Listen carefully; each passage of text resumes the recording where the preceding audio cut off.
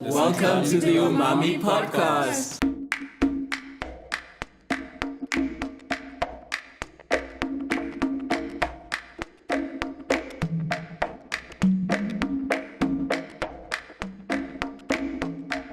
Umami episode 8. Yay! We back. 8 episodes. It's been too long. Episode 08. I'm also proud of us because it means like we said, we were going to film an episode a month, and we've done that for 8 months. So Look at us. yeah. So yeah, Fuck it. we're very grateful because today we have Benson with us. Benson's also great. Oh, that's so sweet. Senior box. So we always start by asking, what did you bring us today? So there's confessions for that one. There's confessions on that one. I think all the way through it's confessions. So I said this to someone here that I must actually be clear about my confession. Who's licensed to take a confession? None of us. I'll just give a confession. Right? When I knew I was coming, Caleb and I chatted, and I thought, what am I going to bake? What am I going to make? And I went through like multiple revolutions of what to make. And then suddenly I just thought, whoa, I can get somebody else to make it for me. It's like Uber Eats. Yeah. So then I just, for at least like a day, I was relaxed. Because I've got a friend who runs a business in Ocean View that makes this. Oh. Every Sunday we used to just WhatsApp her, send the menu, pick it up. Amazing. And I didn't even get out of my car because her house was set up in such a way you park outside, you hoot to us, beep, beep, boop. Guy comes out, gone. Hectic. Take it home. And then my kids and my wife gets really keen on the cultural vibe. So I'd lost her number, okay? Yeah. So now I'm thinking, okay, maybe I should contact her if I'm going out. Just like So then I find the number, and then this morning she sends me a message that she sends me a special prayer thing because she's in Mecca. And I'm like, I'm both happy and sad at the same time. I was like, what are you doing in Mecca? So I wish her well, and then I think, okay, I'm going to be her today.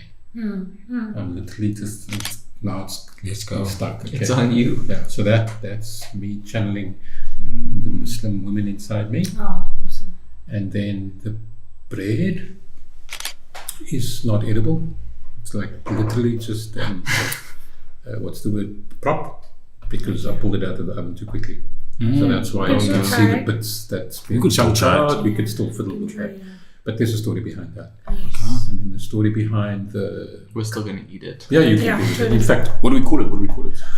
oh yeah, interesting. It's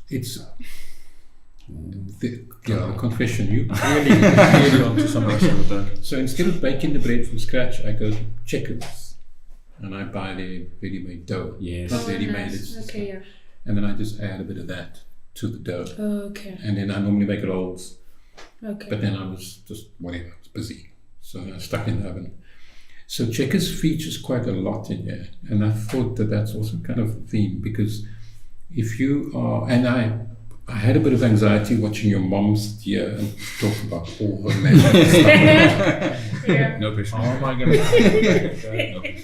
I'm not going to even try. So I Yourself. literally was just be myself, and I just kind of thought, what is good about the Checkers near me? You know, so there's a lot that's good about the Checkers that's near me, and it's the people. So there's a lot of people that are going to be watching this that are based at Muizenberg Checkers, so there'll be a shout out. So that's an adaptation of what's available at Checkers. Nice. The calamari starter is a alternative currency vibe that's going to be telling that Yes. story. Yes. And then there is there's drink, and then there's dessert. There's all sorts of little. Yeah. Condiments. Yeah. With the label Benson's. Some of them and some of them not. Hey. Hey, what is that about? It's just a label. And everything that's got my face on it is me going through a Steve Biko moment. Whoa. I was in the food space and asking some serious questions. And then it hit me. Put your face on the label. And I was like, God, please don't do this to me. Sure. And then I had to get to that crossroads to be able to get through it. So that's the result, and then coffee is also the result. Yes. My two faces of my label, one face on two levels. Next bit, I think that's, and then the coffee, we'll end with the coffee. Yeah. Okay. For anybody watching or listening, there's a beautiful coffee aroma. There's a lot of If you aromas guys- actually. Cool. So while you guys are chewing, Mm-hmm. it's very chewy, okay, because it's Pardon. squid, Ooh. commonly known as calamari. Amazing. And I came across, this is my third time making it. Is that good? Benson, you're a serious business right Oh now. my gosh. But you guys probably know that recycling is kind of a theme. So a third of what you're eating there was left over from a Friday night meal. And it was just so tasty and also What so was it? colourful. I love the colors. So then I just, it was tomato and bits of stuff. And then when I got the calamari, I just did the calamari and then added that, and then it became a thing on its What's the own. tangy taste? What's that? It tastes like dried tomato. What's the tangy taste? I think I know, but I also, Wow. is it a fruity tang? It tastes Chocolate, yeah. It's a tamarind. No. Like fermented right there. fermented. I thought it was chutney, but I was like, no. Yeah, but Wow. This is so delicious. Cool. So I don't know what the tangy taste is, but I added lime because that's my favorite thing to add, and a whole bunch of other stuff that I can't remember. But the exchange is what we want to talk about. Yeah. So there are two bits to it. The one was that food can get knocked forward. You make one meal, and then you run out, or then you have leftover, and then you put it in the fridge, and then in the next meal it becomes the beginning of something or the end of something. So that's kind of what happened with this. Not forward. Knocked forward, knocked up, but not knocked into the landfall to the bin. Yeah. Because you can't do that when you put it in the bin, right? You can't knock it; it's gone. Sure. So if you just hold on to the food, whether it's rice or whether it's bits of whatever, pasta is the big one for us in our household because my kids insist on cooking all the whole bag of pasta. Then you keep it. And then we have 3 portions, and then we have this left over. So then I just put it in the fridge, and then next day we can do something with it. So that's the first part, and then the second part is that if you guys are ever in Muizenberg, you now are part of our exchange in Muizenberg. You're gonna get a free surfing lesson because the guy that blessed me with this or exchanged this with me is one of our heroes in Muizenberg. So shout out to Paul Jurgens, and he's a surf coach, and I gave him bread and he gave me calamari. And this is about the second time that he's done it. So What's going on? Calamari from. from the Did you sea, catch from the those? food court, so yeah. Okay. Wow. Is this like a thing that's happening? That's We a don't know- treasure. We don't know We about, need to move to Muizenberg. It's just or is it like a community thing? Like, no. I think any community, even Nieuwoudsville, has got its own little energies. Like there's one guy who's doing one thing, and then there's the other guy who's doing for something. sure. And two of them know each other, and then they exchange. Like Yes. the bread, like the baker and the Yes. butcher. sure. And you guys have great bread that side. We do Yeah. have great bread. But you're definitely tapped into that energy, because I know from interactions at the market, like Yeah. when everything, it's like this. Everything has a story. Everything has an interaction. And the reason for that is biological stuff that I said to you, that I follow a kind of a mycelium network theory, that the forest is the floor, and beneath the forest floor there's a network, a multi-layered network, years old. And it's the same, I have that same opinion with people, that if we don't intentionally network, then we find something in common, just to wrap. And then so doing, we make little nodes and little knots. And then so doing, Sure. we have stuff to connect us, and then we kind of, as time goes by, that gets better and better and better. Like an ecosystem. Like an ecosystem, all in organisms. itself. Yeah. And then the beautiful thing about mycelium is that the forest lives off it. You know, that's a forest on its own, and then up. How do you pronounce that? Mycelium. Mycelium. Yeah. Sure. Yeah, so it's fungi. It's stuff that we're probably going to be eating later. Yeah. Shall we go there? Mycelium. So this one speaks into the space of foraging and mycelium. Foraging. Yeah. And for the first peoples, this is a big one. Okay. For the koi on the beach, this was foraging was like Uber Eats for them, right? Yes. Yeah.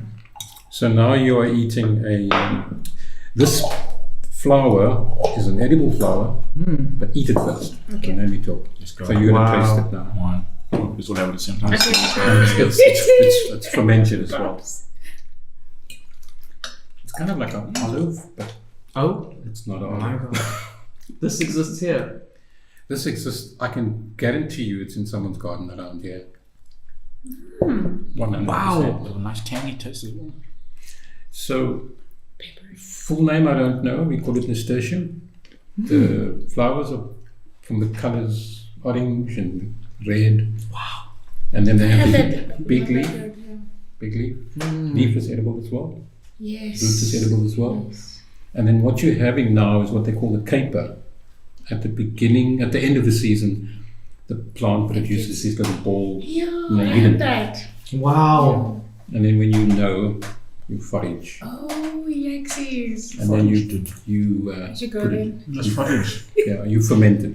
Okay, That's so the how do one. you ferment? What's Vinegar, okay, just vinegar pepper, plain. and Yo, some other stuff. that tastes like it costs like 400 rand. Like a Yeah.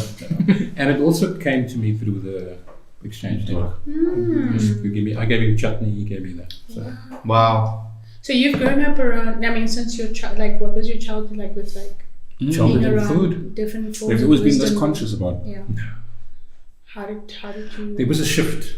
I think so I say this to people often, and if my family is watching, then I apologize to them that I was kept out of the kitchen.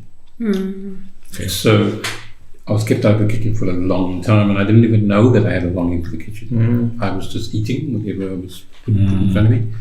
And it was only when I got married that I married a person that did a degree in catering, in large-scale catering. Okay. So it was not, I forget the name of the degree. Hospitality vibes. Not quite hospitality, it's more like mass catering. Okay. Like what stuff you need to give to lots of people. So she ended up working at Scripture Union at Rocklands as the cook. Because her dad was in charge of Rocklands. So that's where we met, by the way. Okay. So she could cook. She came from a tradition of cooking, and I came from a tradition of not cooking. Traditional eating. Figured it all out. And I had to start off with boiling eggs. But I had to teach like myself 3 minutes and then it's done. And pasta and everything. I couldn't fall back on anything. And there was also an anxiety in the kitchen for me. I constantly thought, I'm going to get it wrong. You know, because I'm going to get it wrong. And I did need to get it wrong, and I needed to embrace the wrong. Sure. You know, to be able to kind of know that you don't do that again. So there's a couple of moments where things can really pressure in the kitchen. And, you know, now, I have two sisters and I have a mom that's a great cook. And they set up a wall of safety. Cooking only gets done by female. And marriage, I didn't have that. So then I could explore for myself. And I could also explore other cultures because, you know, I was no longer at home. So my wife Barbara is from the Eastern Cape and grew up with a very English palate and different things that I was not used to. Her dad was also tricky for me to meet her family when her dad's the main cook. That's interesting. You know, I Okay. kind of had to figure this all out. Did she have any expectations? She obviously did, but I didn't meet them. Okay. No, she had expectations way up there, and then came in quite low. But then over time things got better. So yeah, I lately own the kitchen. Oh, So now I wow. make meals and and then Amazing. just for the sake of wherever this is going, then we launched it. I became comfortable in the kitchen, and then she was working in the food trade, and then we launched a business where I had to cook. So it was just like going from nothing to something. Wow. So I can understand when I meet somebody who looks at me blankly when I say, I make food for a living. Yeah. So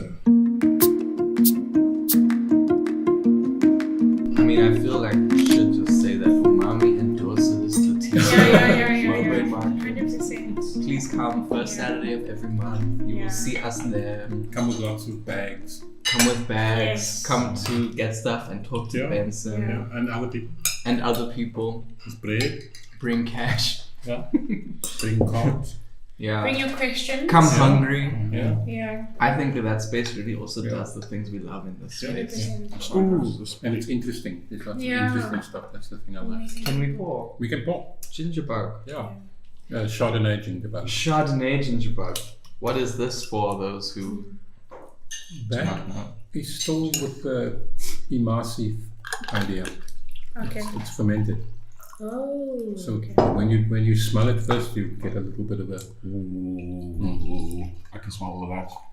And this one is a very junior gingerbug because I only changed the gingerbug about 2 hours ago. But normally it would be a lot more fizzy. Did you see this? Yeah. Some for you too over here.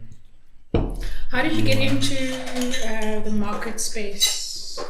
I was into the market space with Chutney 30 years ago, so I was going every weekend to a different market. Okay. And I then got out of it because I couldn't see myself trying to sell stuff to people. Fair. And then Mowbray, I was interested in Mowbray, the concept. I knew a couple of people trading there. And then I had to come here to do an assignment for a course that I was doing. And on the assignment, I needed to ask people about the prices, where they got it, it was about food security. And I suddenly thought, this is a lot more interesting because all the other markets, the main issue was that my customers were absolute idiots. I felt like an absolute idiot trying to convince somebody to pay $50 for homemade chutney. And of course, a lot of them will just look at the chutney and say, but Pick n Pay is almost for $30. And at that point in time, I started like reaching for knives. But I find that Mowbray is a lot more. Yeah. People understand that you're not corporate. Yeah. So that's the link between the chutney and market. I've done the circuit. I'm not going to name drop because I hate them all. I love I mean that you say, and I can picture that the idea of having to sell to people sucks. But I love from interactions with you at the market that it's not like a selling thing, but buying from your store is always a conversation about like what's happening this month or Yeah. and That's the way it should be. yeah. You can imagine the early farmers markets in the UK. This is where people, when there was no other option, you go to the farmers market or you don't eat. So you go and meet your husband there, you go and, get the sausage for the month, you go, find out the politics for the year, everything at the market. Or what's in season, what's out of season, stuff like that. And there was no bargaining. Yeah. When it's not there, it's not there because the farmer, there's no place to keep things in cold storage. So I think those ancient markets was definitely a special place for communities.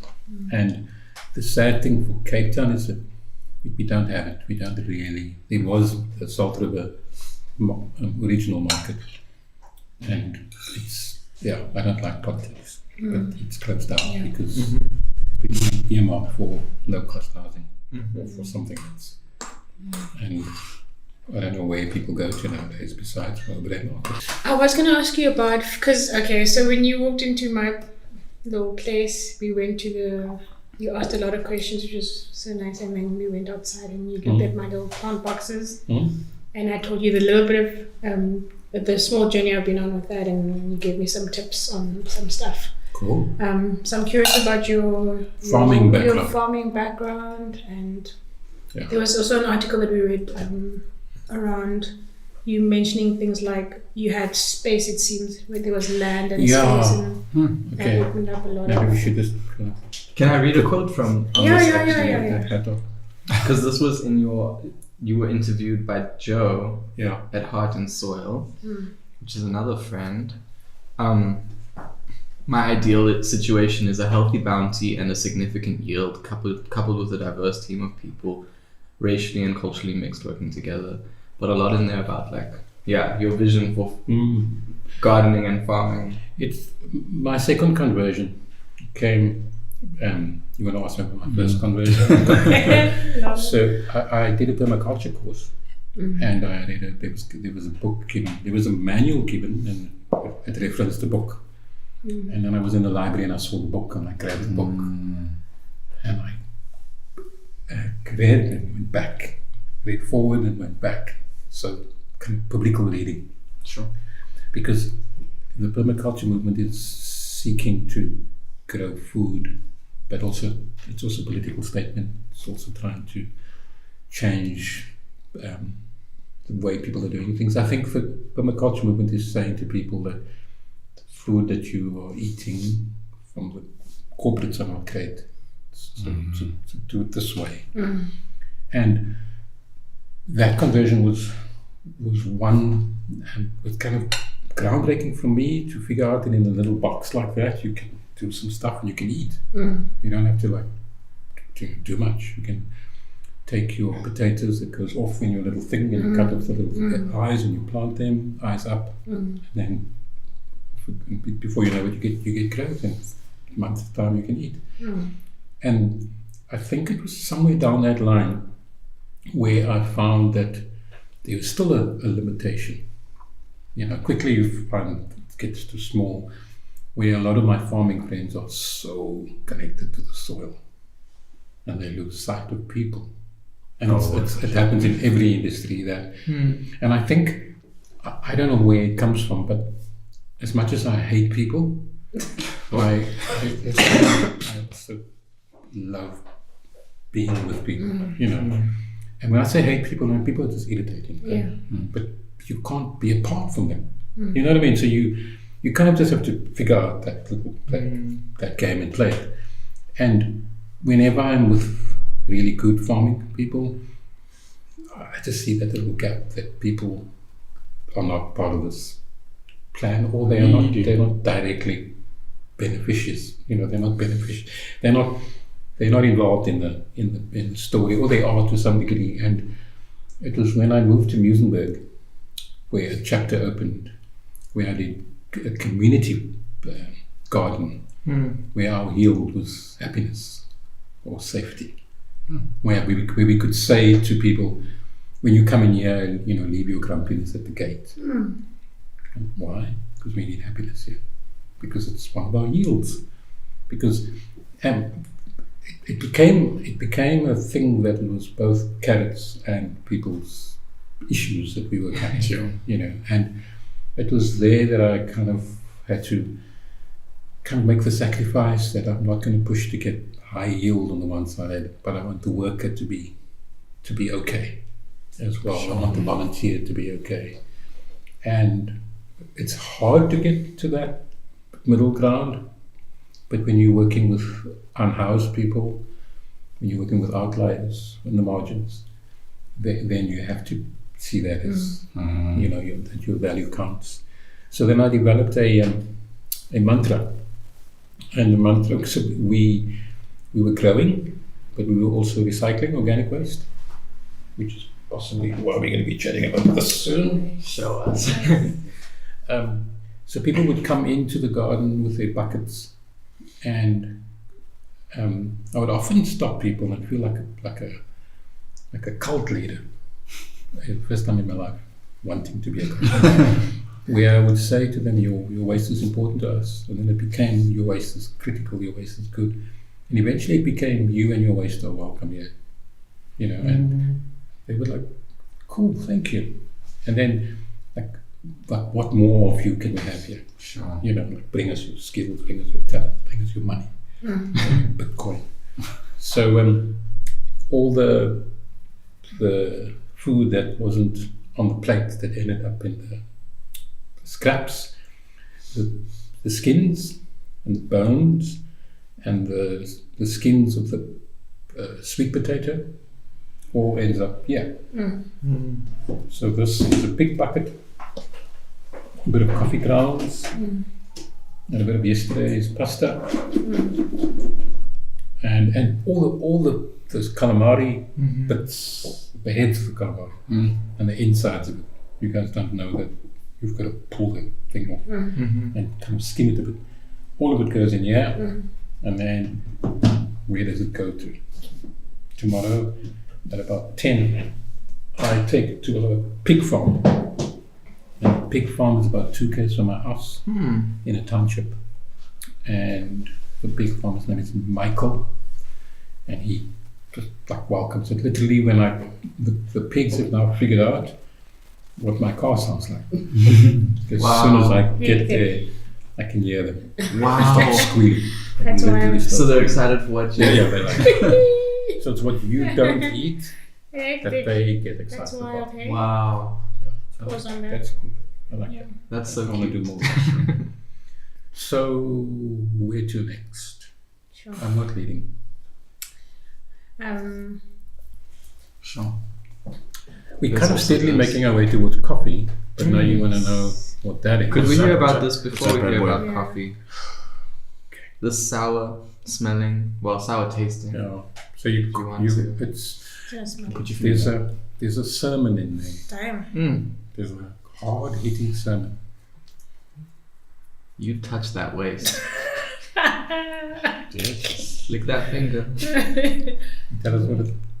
Sweet? No. Bread? No. Spice? No. Dead. Is that No the- taste. Nothing. Oh, But like a. Dead.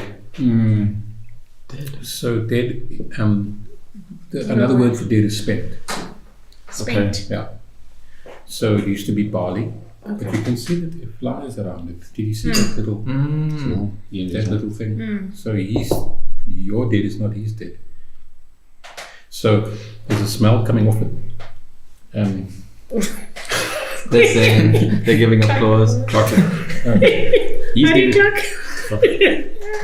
I must be quick now. This was in the brewing process. There's a lot of brewers out my way. You got brewers here as well, Woodstock. Mm-hmm. Is there a thing here? No, but artisanal brewers, I'm sure. IPA, PA, lager, Pilsner. We were on that IPA game recently Yeah, after the US. yeah. Okay, cool. So there's a lot of guys that are artisanal about their beer, and this is from a small brewer called Long Beach Brewery, Charlie's Garage as well. And they, in the making of beer, and I get this wrong all the time, okay, but they buy the barley, it's export barley, so they buy it from Germany, and it's expensive. Comes in a bag, pearl barley. Oof. So it's shine. It's got there's a process to it, and the barley gets crushed, and then the barley gets dumped with lots of water for a very short time, and the sugar is extracted from there, and that moves on and it becomes the wort, and this gets dumped, Wow. and then the wort becomes beer, Okay. and then this is now a byproduct that's got zero function. It's spent, it's dead. And then the only thing that I noticed while I was drinking beer is it's in a garage. It literally is a big garage. So we sit here, and then there's the grass veg in a kind of business park sort of vibe. So I noticed when the guy takes the bag and he puts it down, because the city of Cape Town is going to come with their trucks and they're going to take it away. I just noticed there was a frantic activity around the bag. Sure. As soon as he put it down, there would be birds coming. And then I Wow. also noticed that the patch where he put it would spill onto the grass, and the grass there was much higher than the grass next to No it. ways. So this farmer was sitting there looking at this thinking, Yo. Spent. spent. So actually, spent is not spent. The chemical word for spent is entropy, where the energy is gone. But the energy, depending on your view of energy, it's been spent, but it's shifting. It's, the sugar is, there's still sugar left. There's still something there. So all that needs to happen is for somebody to come along and figure out what to do with this level of energy. That's a 7, right? You did say it's a 7. That energy is now gone and whatever. So this energy becomes bread. Okay, Wow. and you can, if you pick up that bread, you'll see that it's a bit heavier. If you were just to use normal bread, it'd be much lighter. So it's ravage, and there's 4 things in the bread that this adds, and I can't think of all 4. Okay, ravage is the first thing. But we got them. Yeah, you can go and Yeah, you in can chat us. GTP. Okay, so spent of what? Because it can also be spent of time. Back to the farming with people. Come into the gardening space. I'm homeless. I'm an alcoholic. You spent, but your time's not up yet. So we just need to figure out. You need to figure out How to shift the energy. where you need to, what you need to do, and the garden creates that safety, that space, that whatever to connect yourself again. One thing I like about being a Christian is that our story starts in the garden, Hey now. like literally. The first scene Okay. is Eden, so that's my goal, to kind of make more Edens. I get a bit sad about that. Amazing. So beautiful though. Sorry to Yeah, interrupt yeah. that, but just I don't know, like what I loved reading a little bit through your blogs and Yeah. your that piece from Joe, and then this story is like there's so much that is like kind of that observing natural processes, or like just noticing the activity around the bag, like kind of the things that you imagine observing in nature, but that's happening in this urban context, which is quite exciting. And it's not rocket science. Yeah. Observation is the first rule of permaculture. Before you go into the garden, you look, Amazing. That's you just- amazing. understand, you ask Wow. questions. Like Sure. you use your eyes, you use your Gems. ears, Gems, you gems, feel, gems, you gems. smell. And that's slow. It feels slow, right? Yeah. Like the slow. We've been talking about slow, how beautiful things can take time, or Mhm. like when you give something the time it needs. Yeah. So observation is slow, Yeah, slower yeah, than yeah, the yeah. capitalist. Yeah, I think that a lot of people go in with a plan first, Sure. right? So then they don't come in, because I think when you observe, it teaches you. I mean, I've often been in people's garden space and they're busy talking about quiet. The garden. The garden's talking. Because I mean, there is it's like just wants to indicate to you. Maybe a bit more this, a bit less of that. You don't have to design things that are like super.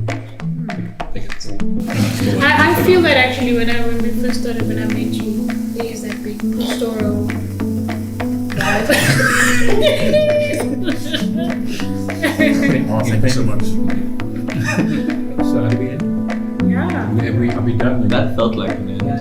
That felt natural. That was so good. This was so awesome. Sure.